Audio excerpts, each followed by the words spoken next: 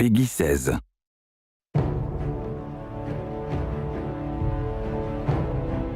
July update is filled with a couple of updates. I mean, things that the community has asked for. It's got PvP changes that people have been asking for. It's got the raid layer prestige. We've got the summer event that we're shipping. Solstice of Heroes is the event that the tower is celebrating. You're gonna go into the tower, and from the tower, you'll talk to the event statue, which is it's cool, like chiseled statue.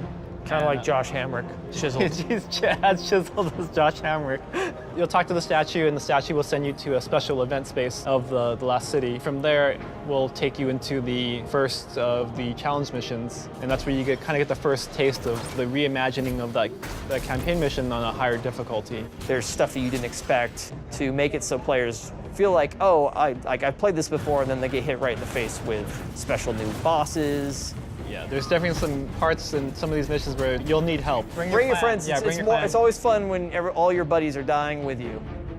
Moments of triumph are what the players are actually going to be doing all the way up until Forsaken. And if you actually complete your moments of triumph, then you may get a special shirt, which you're not wearing today. No, I'm not. I should have worn mine today with my name on there every year. Yeah. We've got bounties coming back for the first time in D2. Those will be on the Crucible and Vanguard vendors. We've got the 6v6 quick play node that we're adding that's going to be permanent. So Iron Banner in this update, we basically put more theming on it, more Iron Banner motifs. So we replaced the control zone flags with fire pits that ignite when you capture them. Seriously? And yeah. That sounds awesome. There's wolves howling when you get a power play.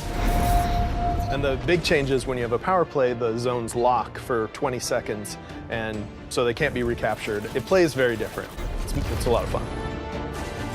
For the sandbox, a bunch of exotic armor updates, and we've got a bunch of new exotic weapon catalysts coming out. I'm very excited about the Karnstein armulets for the Warlock. Magic. Vampire Claw. Yeah, you're gonna be magicking and vampiring and fireworks.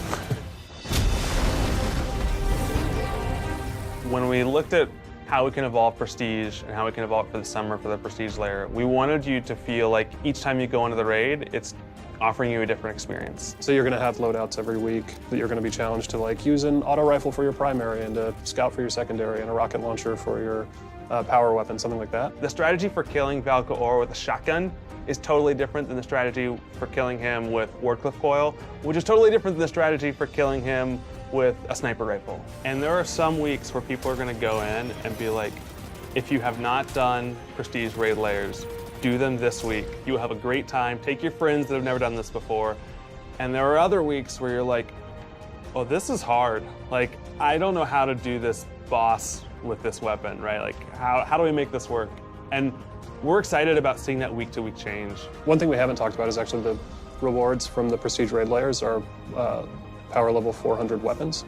So you get the power level 400 armor from Solstice of Heroes, and then you can get all the way up to 400 for your character by getting the weapons out of the raid layers. So if you want to be rocking 400 when you go into Forsaken, you're going to have to go into these raid layers and find a way to sort of come out on top.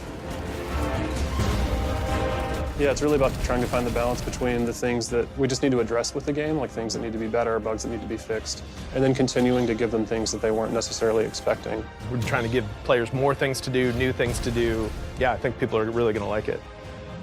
One of the biggest things for Solstice of Heroes for me is that as long as you have the base Destiny 2, you don't necessarily have to have the expansions or anything else. Everybody can participate.